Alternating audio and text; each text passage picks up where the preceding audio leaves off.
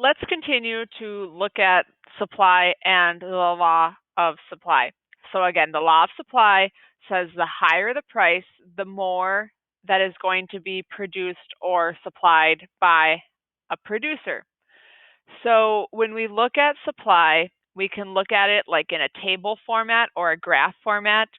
A table format would be a supply schedule, which would list how much of a good a supplier will offer at different prices. Where a market supply schedule, instead of like maybe for a supply schedule, we would look at popcorn in the concession stands. So if popcorn is 25 cents, how many bags would you guys sell a night? You're probably not going to focus on making a ton of popcorn because you're not going to make much money off of it.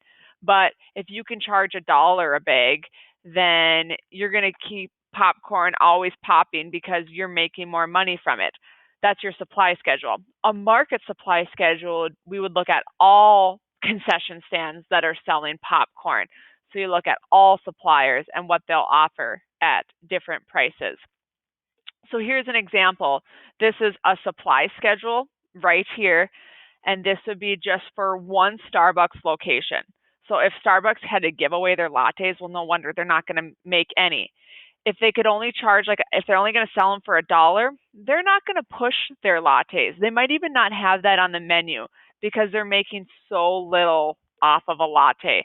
Versus if they can charge $6 a latte, which they can, then they're going to try to supply more lattes in a day. It might be as simple as you walk up to the Starbucks counter and you can say, I don't really know, what do you recommend? They're going to recommend a latte because they can make more money off of that. So here's the schedule, and then here's the graph for that. So as you can see, it's just these numbers are taken and then they're graphed. So there's my $6.18, $5.15, so on and so forth. So there's the supply curve, the supply graph for you. Okay, let's look at another example of supply.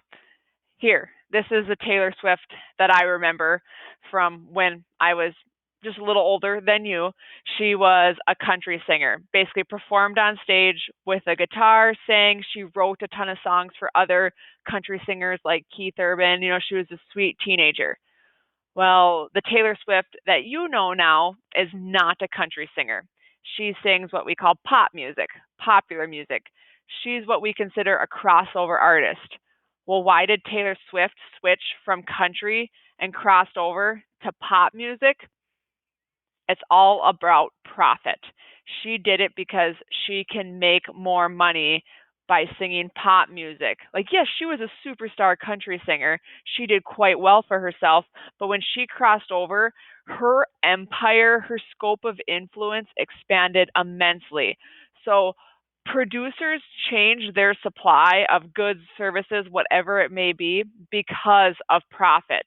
And so what profit is, it's the amount of money that a producer has left after they've paid all of their other costs.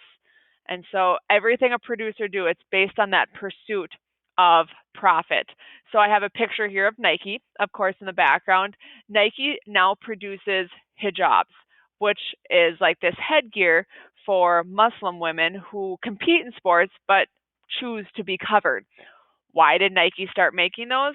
Well, there's an incentive. They can make money from that. So they changed their supply. They didn't supply any before, but they do now because they can make money from supplying that for this new customer that they hadn't really thought of before. So it's all about profit. Here you can see, I don't have any updated prices, but this is from the USDA of the price of different crops. Well, of course, farmers in our area, wheat, corn, soybeans are some of the big ones. They think about, what should I plant this year that's going to make me the most money? So should I be planting wheat? What do we expect wheat prices to do in 2020, 2021? What about corn? What about soybeans?